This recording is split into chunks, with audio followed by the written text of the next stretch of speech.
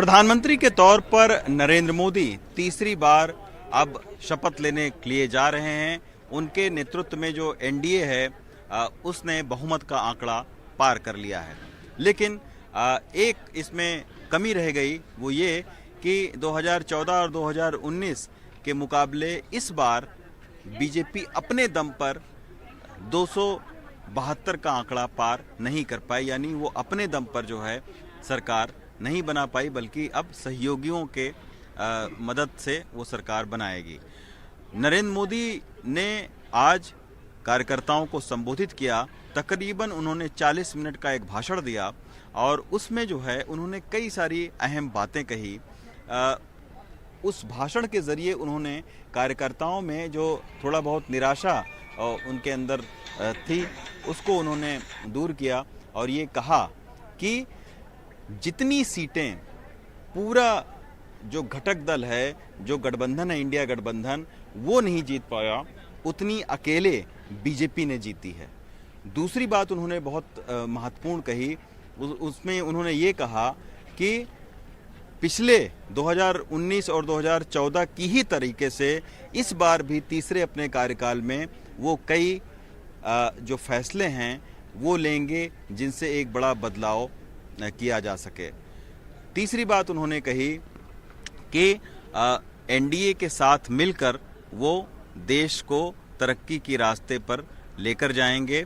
और साथ में उन्होंने अपनी मां का जिक्र किया कि महिलाओं ने उनके पक्ष में बहुत वोटिंग की और ये जो ऐसा चुनाव था जिसमें वो अपनी मां के बगैर वो इस चुनाव को लड़ रहे थे, लेकिन महिलाओं ने इतना स्नेह उनको दिया कि अपने मां की कमी खलने नहीं दिया। तो ये सारी बातें जो है वो प्रधानमंत्री नरेंद्र मोदी ने कही हैं। उन्होंने बिल्कुल ये साफ कर दिया है कि किसी भी तरीके से निराश होने की कोई ज़रूरत नहीं है। उनके नेतृत्व में ये पूरा जो एनडीए गठबंधन था वो चुनाव लड़ा और 290 से ज़्यादा उसको सीटें मिली और एनडीए गठबंधन जो है वो सरकार बना रही है।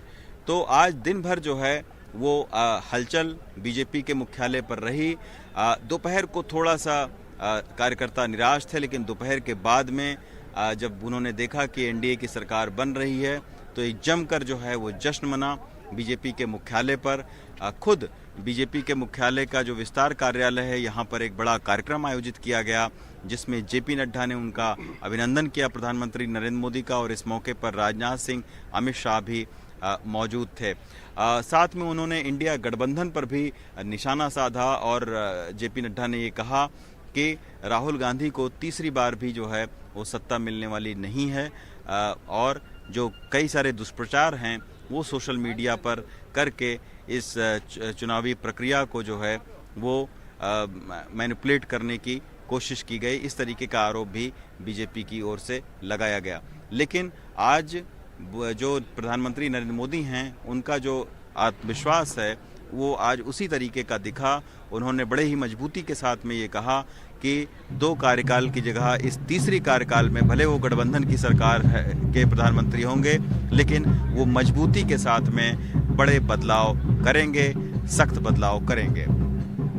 दिल्ली से पंचानंद के साथ रवीश रंजन शुक्ला, NDTV इंडिया।